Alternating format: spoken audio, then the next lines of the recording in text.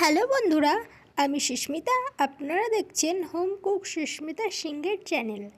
আশা করছি আপনারা সবাই ভালো আছেন, সুস্থ আছেন। আজকের রেসিপি ফ্রাইড রাইস। তো কিভাবে বানানো যায় ফ্রাইড রাইস দেখে নেব এই ভিডিওতে। যারা আমার ভিডিওতে নতুন তারা অবশ্যই চ্যানেলটিকে সাবস্ক্রাইব করে রাখুন নতুন নতুন ভিডিও দেখবার জন্য। আর ভিডিওটি প্রথম থেকে লাস্ট অবধি দেখার জন্য অনুরোধ রইল। ভিডিওটি ভালো লাগলে একটি লাইক, শেয়ার এবং চ্যানেলটিকে অবশ্যই সাবস্ক্রাইব করে রাখুন নতুন নতুন ভিডিও দেখবার জন্য। তো আজকের রেসিপি ফ্রাইড রাইস, চলুন দেখে নিই কীভাবে বানানো যায়। আমি এখানে গাজর, বিনস আর ক্যাপসিকাম নিয়ে নিয়েছি। গাজরগুলোকে এইভাবে পাতলা পাতলা চিকন চিকন করে কাটতে হবে, আর ক্যাপসিকামগুলোকেও এইভাবে একটু বেঁকিয়ে বেঁকিয়ে কাটতে হবে। তো আপনারা দেখে নিন আমি কিভাবে কেটেছি। এইভাবেই সবজিগুলোকে কেটে নেবেন, এরকম পাতলা পাতলা করে। আর আমি দুটো বাটিতে কাজু আর কিশমিশ জলে ভিজিয়ে দেবো। এবার একটি কড়াইয়ে জল গরম করতে আমি বসিয়ে দিয়েছি। তো জলটা গরম হয়ে এসছে, আমি এখানে ইন্ডিয়া গেটের বাসমতি রাইস নিয়ে নিয়েছি। তো আপনারা এমনি রাইস আরও নানা রকমের রাইস দিয়েও করতে পারেন। তো আমি এখানে ইন্ডিয়া গেটের বাসমতি রাইস নিয়ে নিয়েছি। তো জলটা গরম হয়ে এসছে, এবার চালটাকে ভালো করে 3-4 বার পরিষ্কার করে ধুয়ে নিয়েছি। নয়তো চালের ভিতরে একটি সাদা নোংরা ভাব থেকে যায়, সেটাকে পরিষ্কার করে নিয়েই চালটাকে এবার আমি দিয়ে দেবো। তো চালটাকে আমি 80% মতো ফুটিয়ে সিদ্ধ করে নেব। গ্যাসের ফ্লেম হাই আঁচে রেখেই একটু ফুটিয়ে নেব। এবার আমি জলের ভিতরে সামান্য পরিমাণে অলিভ অয়েল আর একটু তেল দিয়ে দেবো, কারণ চালটা যেন গায়ে গায়ে লেপটিয়ে না যায়, সেই জন্যই 1 চামচ করে দিয়ে দেবো। তো আপনারাও দিতে পারেন, দিলে চালটা গায়ের সাথে লেপটিয়ে ধরে না।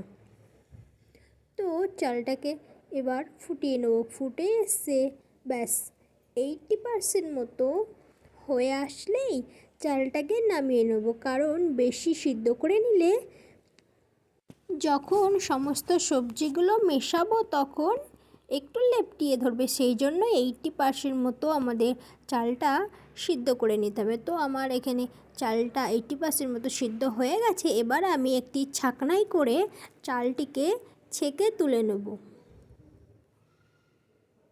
তো এইভাবে আমি ছাঁকনায় করে একটু ছেঁকে ছেঁকে চালটিকে একটি পাত্রে তুলে নেব। তো আমাদের রাইস সম্পূর্ণ রেডি হয়ে গেছে, আমি একটি পাত্রে তুলে রেখে দিয়েছি। এবার কড়াই বসিয়ে কড়াইটা গরম হয়ে আসলে আমি এখানে 2 চামচ ঘি দিয়ে দেবো। ঘি দেওয়ার পর সর্বপ্রথমে আমি এখানে গাজরটাকে ভেজে নেব। গ্যাসের ফ্লেম কিন্তু এই সময় মিডিয়াম আঁচেই রেখে দেবেন, নয়তো গাজরগুলো পুড়ে যেতে পারে। তো সেই জন্য মিডিয়াম আঁচে রেখেই গাজরটিকে একটু লালচে ভাব করে ভেজে নেব গাজর। তো গাজরের কালারটা লালচে ভাব হয়ে এসছে, তার মানে ভাজা হয়ে গেছে। এবার আমি বিনসটাকে দিয়ে দেবো। তো বিনসটা দিয়ে 5 মিনিট মতো একটু ভেজে নেব, যেন কাঁচা গন্ধ ভাবটা চলে যায়। তো 5 মিনিট মতো বিনসটাকে দিয়ে ভেজে নেব। এরপরে কেটে রাখা ক্যাপসিকামটাকেও দিয়ে দেবো। ক্যাপসিকামটা দেওয়ার পর আমি সমস্ত সবজিগুলো আবার 5 মিনিট ধরে একটু ভেজে নেব। তো 5 মিনিট ভাজা ভাজা হয়ে এসে এবার আগে থেকে ভিজিয়ে রাখা কাজু কিশমিশটাকে দিয়ে দেবো। 2 থেকে 3 মিনিট একটু নাড়াচাড়া করে নেব। গ্যাসের ফ্লেম কিন্তু এই সময় মিডিয়াম আঁচেই রেখে দেবেন। সমস্ত সবজি ভাজা হয়ে গেছে, এবার একটি পাত্রে তুলে নেব। ওই কড়াতেই 2 চামচ ঘি দিয়ে রাইসগুলোকে দিয়ে দেবো। দেওয়ার পরে আমি এখানে 2টো কাঁচা লঙ্কা দিয়ে দেবো আর 2 চামচ মতো চিনি দিয়ে দেবো। যারা বেশি মিষ্টি খেতে ভালোবাসেন তারা 2 চামচের জায়গায় 4 চামচ চিনিও দিতে পারেন। আর স্বাদ মতো লবণ দিয়ে দেবো আর আগে থেকে ভেজে রাখা সবজিগুলোকেও দিয়ে দেবো। দিয়ে হালকা আঁচে খুন্তি দিয়ে একটু নিচ থেকে উপর মিশিয়ে নেব। তো এইভাবেই একটু খুন্তি দিয়ে উপর নিচ করে সবজিগুলোকে মিশিয়ে নেব। 5 মিনিট ধরে মিশিয়ে নেব। মিশিয়ে নিলেই রেডি ফ্রাইড রাইস। তারপরে গরম গরম সার্ভ করুন ফ্রাইড রাইস আর সাথে চিকেন কষা। তো রেসিপিটি কেমন লাগলো অবশ্যই জানাবেন। আর আমার ভিডিওতে যদি আপনারা নতুন হয়ে থাকেন চ্যানেলটিকে অবশ্যই সাবস্ক্রাইব করে রাখুন নতুন নতুন ভিডিও দেখবার জন্য। নিয়ে চলে আসবো নতুন একটি রেসিপি। আর হ্যাঁ, আপনারাও একবার এইভাবে বাড়িতে বানিয়ে ফেলুন ফ্রাইড রাইসের রেসিপিটি কেমন লাগলো অবশ্যই জানাবেন।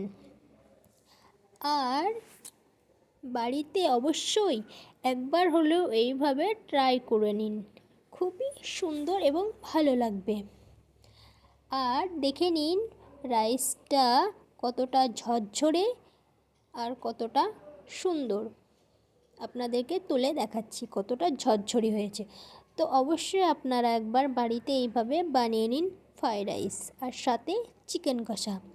রেসিপিটি কেমন লাগলো অবশ্যই জানাবেন। আর চ্যানেলটিকে সাবস্ক্রাইব করে রাখুন, লাইক শেয়ার অবশ্যই করবেন। পাশে থাকা বেল আইকনটি অন করে রাখুন যেন নতুন নতুন ভিডিও সবার আগে আপনার ফোনে পৌঁছে যায়। ততক্ষণে ভালো থাকুন, সুস্থ থাকুন, দেখতে থাকুন হোম কুক সুস্মিতা সিংহের চ্যানেল। আর সবার খেয়াল রাখুন, সাবধানে থাকুন, সতর্কে থাকুন, ভালো থাকুন, সুস্থ থাকুন। ততক্ষণে টাটা, বাই বাই।